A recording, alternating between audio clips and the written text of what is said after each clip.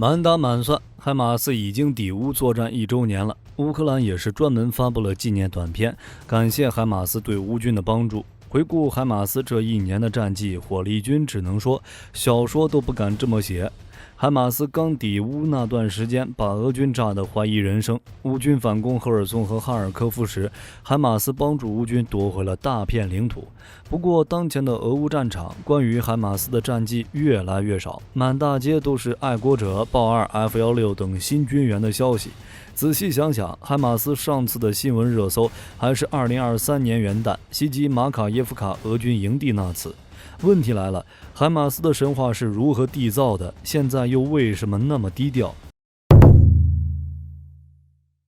俄乌战争基本上以地面战争为主，从北方的苏梅州到南方的赫尔松，战线有上千公里。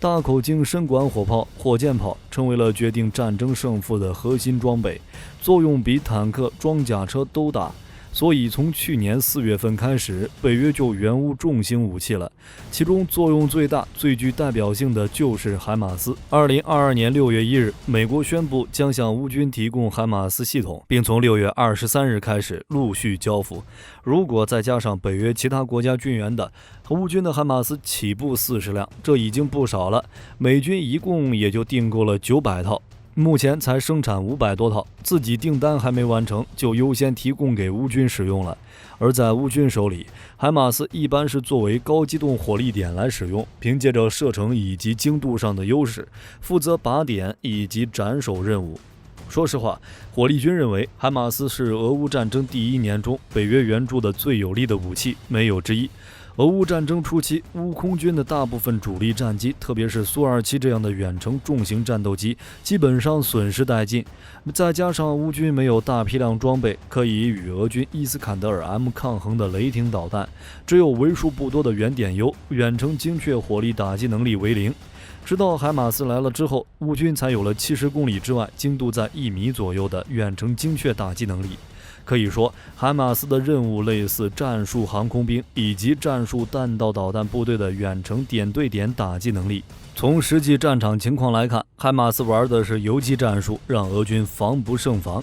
在俄乌战场上，海马斯一般都是沿着公路网进行快速大范围机动，在接到攻击命令之后随停随打，并且是打完就跑的那种。无论是俄军的炮兵部队还是航空兵部队都很难及时反击，并且俄军也没有很好的防御手段，只能用比较贵的山毛榉 S300 甚至是 S400 防空导弹拦截。只是俄军的防空系统就那么多，无法覆盖所有的战线。海马斯的战绩是一天比一天耀眼。海马斯刚到货就投入了实战，按照乌军的说法，首次开火就打掉了19亩地区的一处俄军基地，击毙俄军官兵超过40人。进入7月，海马斯彻底迎来高光时刻，虽然数量不多，但是凭借精度高、机动性好的优点，乌军针对俄军后方的指挥所、弹药库等关键节点实施精确打击，直接把俄军打得怀疑人生。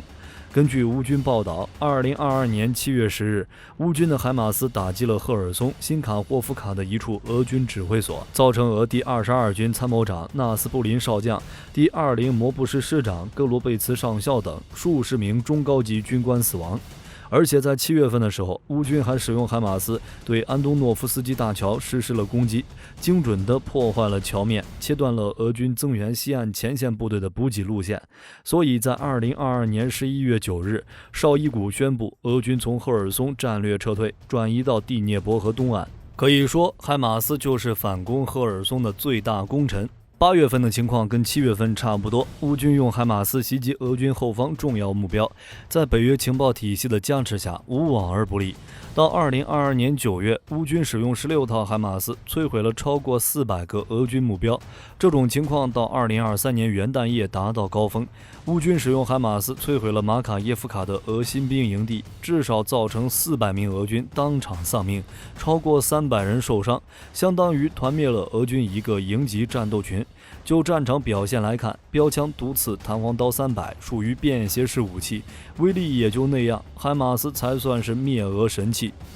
值得一提的是，海马斯不仅战绩好看，生存性也很强。虽然俄军使用各种手段压制海马斯，但没什么效果。还记得有一段时间，俄军宣布摧毁的海马斯比乌军拥有的海马斯都多。根据乌军的报道，乌军使用木质的海马斯吸引火力，至少让俄军浪费了10枚口径导弹。只是随着战争进行，海马斯的声音越来越小。上次的新闻热搜还是2023年1月份，为什么会出现这种情况？海马斯没上热搜的原因，每个人的看法都不一样。有人认为海马斯的精确打击已经是乌军的常规操作，对于新闻界而言缺乏吸引力，没必要继续报道。也有人觉得海马斯活跃度下降跟弹药不足有关。不过在今年5月份的时候，英国智库皇家联合兵种国防研究所发布了一篇研究报告，名字叫《绞肉机：俄罗斯入侵乌克兰第2年所采取的战术》，认为由于俄军改变了战术，采用集中反制的手段，才导致海马斯的作战效能被大幅削弱。这就有另外一个问题，越打越弱的俄军是如何反制海马斯的？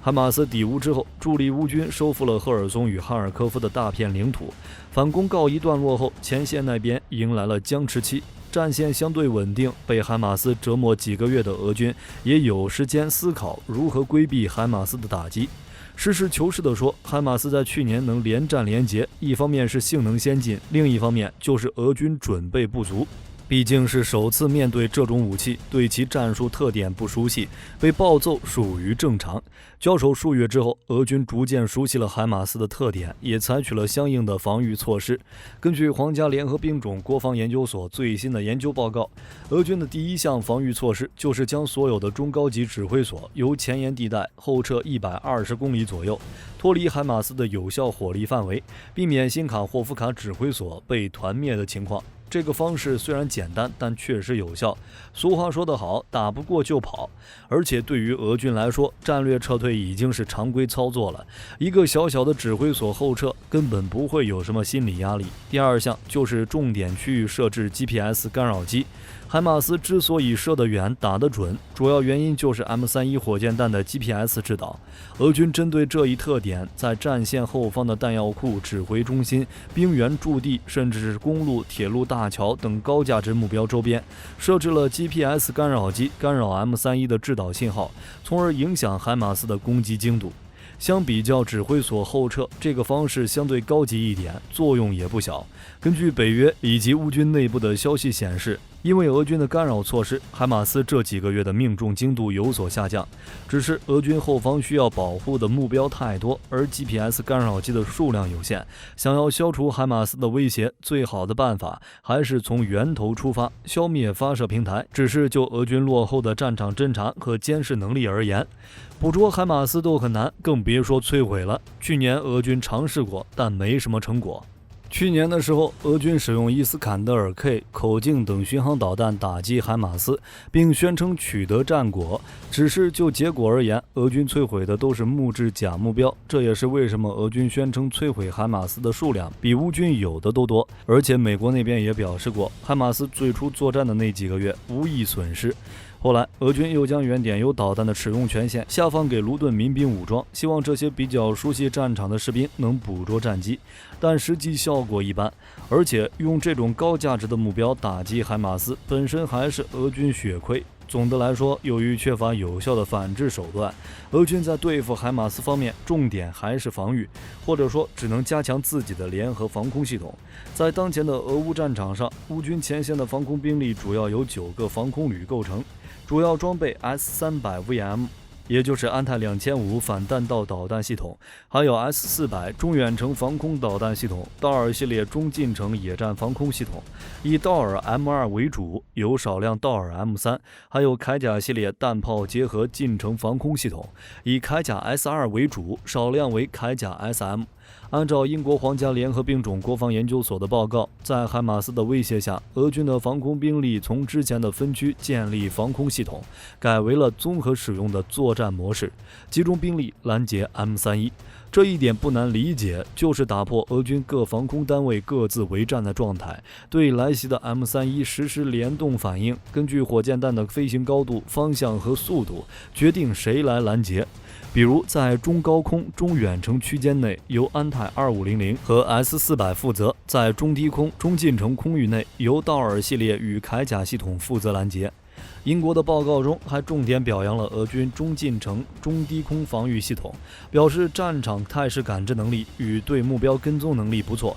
火力军估计说的是道尔系列，毕竟在叙利亚战场有过实战经验，并以此改进升级的。在俄乌战场上也有打掉 TB2 的战绩，不过将防空系统整合，俄军有这实力吗？虽然火力军是站乌军这边，但是确实要承认有，比如装备在师旅级的多面手系列，装备团营级的林中矿地系列，都是防空指挥自动化系统，相对来说还是有点作用的，可以整合俄军的防空武器与战场信息，也能自主决策收集到的情报，提高防空体制的作战效能。总的来说，得益于北约情报支持，哈马斯在俄乌战场上大杀四方。而俄军虽然拉胯，但毕竟不是什么小国家，被海马斯炸了几个月之后，通过改进战术、加强联合作战的方式，确实有效减轻了海马斯的威胁。只是这种方式终归是治标不治本，海马斯该打还是打。海马斯之所以能在俄乌战场上暴揍俄军，一方面是海马斯的性能的确不错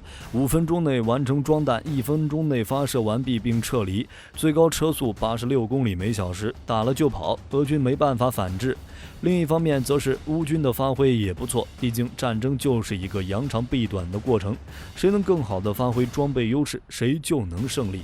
从海马斯的性能来看，在美军的体系下，可以通过目标捕捉连的 RQ-7 无人机，将侦察到的情报回传到营级制导站，用于打击敌方战役纵深处的移动目标。不过，从乌军的实际情况来看，大概率没有获得整套海马斯的营级指控系统，所以 M31袭击的目标基本上都是固定的。是北约通过航天侦察和航空侦察发现的，由后方的旅级指挥所通过星链传输给炮组，炮组手工输入坐标。这就不得不聊一下俄军在纵深的伪装防护了，做的实在是太烂了，大量的炮位弹药堆放点，几个星期都不知道挪窝，被乌军一个个点名，也怪不得别人。海马斯的傲人战绩获得了俄乌双方的高度重视，乌军这边赞不绝口，表示海马斯抵达乌克兰之后，对敌方指挥所、弹药库的打击，稳定了乌军在战场上的局势。俄军则是对海马斯咬牙切齿，绍伊古当时视察乌东前线的时候，